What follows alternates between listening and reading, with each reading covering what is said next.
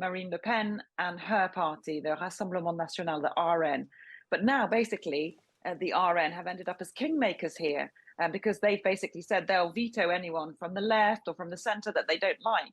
So it's kind of like Marine Le Pen is calling the shots, even though her party didn't win the election. Now, the former Brexit negotiator Michel Barnier has been named as the new French Prime Minister. The announcement brings to an end the stalemate plaguing the French government of the last couple of months. Joining me now, Catherine Trent Norris, senior correspondent for France24. Good evening, Catherine.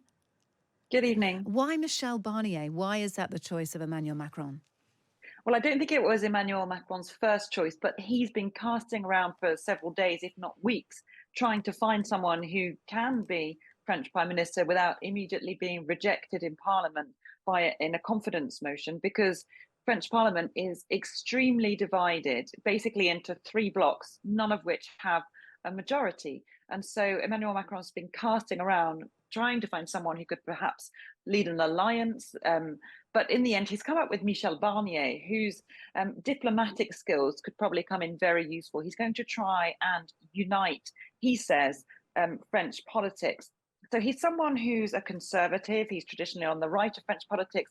But when he was running to be a presidential candidate in France in 2021, he tacked a little bit towards the further right, not quite far right, but saying some pretty strident things on immigration. So perhaps that will prevent Marine Le Pen's party, which is far right, from vetoing him. But he's going to have quite a job, because those on the left of French politics, he came out with the most votes in the recent election, didn't get an overall majority. They're not at all happy about this. So it's going to be a balancing act. And obviously, Emmanuel Macron thought that Michel Barnier was perhaps the man, a man of experience, 73 years old, who can walk that tightrope and perhaps bring everyone together. I always thought he was more right-leaning, so he seems to be a bit of a surprising choice, but maybe it is a nod to try and appease the right of French politics, more so than the left anyway. They don't seem to be particularly happy with this choice. They're not at all happy. In fact, the left-wing bloc has said that the elections have been stolen. They've said that Emmanuel Macron is going against democracy, and they've called for a big protest here in Paris on Saturday, and they probably will plan more as well. They're outraged. They came out on top in the recent elections, although obviously not with a majority. And so they say, they should be the ones having a prime minister. But the problem is they can't form a coalition big enough. And so they said, people turned out and voted for the left wing as the biggest bloc to block Marine Le Pen and her party, the Rassemblement National, the RN. But now, basically, the RN have ended up as kingmakers here because they've basically said they'll veto anyone from the left or from the centre that they don't like. So it's kind of like Marine Le Pen is calling the shots, even though her party didn't win the election. Interesting. All right, Catherine, thank you for the intel. I'm going to get an insider's view even further by speaking to Mireille Clépeau, who is a former French MP for En Marche and former Vice President of the Committee on Foreign Affairs. Good evening, Mireille. Good evening. Give me your thoughts on Michel Barnier, then. Yes, the first feeling is a feeling of relief, because we had 50 days without a prime minister and a government, and it was impossible. It was the first time we had this in France, in the Fifth Republic. So finally, we have a PM.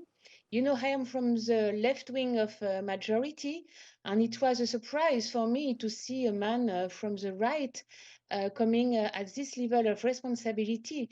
Of course, Mr. Michel Barnier is an experienced man, and as he was a negotiator in chief for the Brexit. Mm-hmm. He was several times ministers.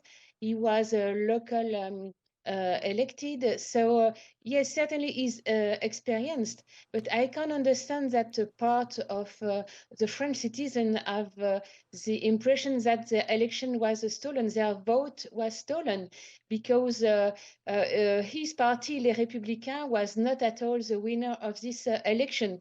So it will be difficult to find a majority in the parliament. How do MPs work with Michel Barnier then? So, so business can be done. Will they have to reframe themselves? Will they have to be a little sort of, bend in certain ways? How do you get any business done? Michel Barnier told in his first speech that the method would be more participative, and that it will include all the parties. So that means even Marine Le Pen and National Rally, which we consider being not part of the Republican arc, but in fact they are legally elected. So he insisted that all the parties would be involved. So he will meet the president of these groups. He will consult widely, and I hope his talents as a negotiator will help him to find a majority, because France can no longer stay in this situation. Interesting. Okay. Look, how long is he going to be there? Presumably, the socialists will try and force a vote of no confidence, will they? That's a question. Figures are figures. Even with the voices of the National Rally, it will be difficult for Mr. Barnier to find a majority. Well, it's true that the central bloc and maybe part of the socialists will give their voices in favor of Michel Barnier, but of course it will be part of a negotiation. And we know that the central point now is about the reform of pensions, because part of my former colleagues, MPs, want to abolish this reform, and part of them, especially the majority, the Macron majority, wants to keep it. So maybe we can find a way between these two extremes, but a lot of job, a lot of work has to be done with the MPs that don't want to censor immediately this PM and to give him a chance. How do you think the Brits are going to work with him, Mireille?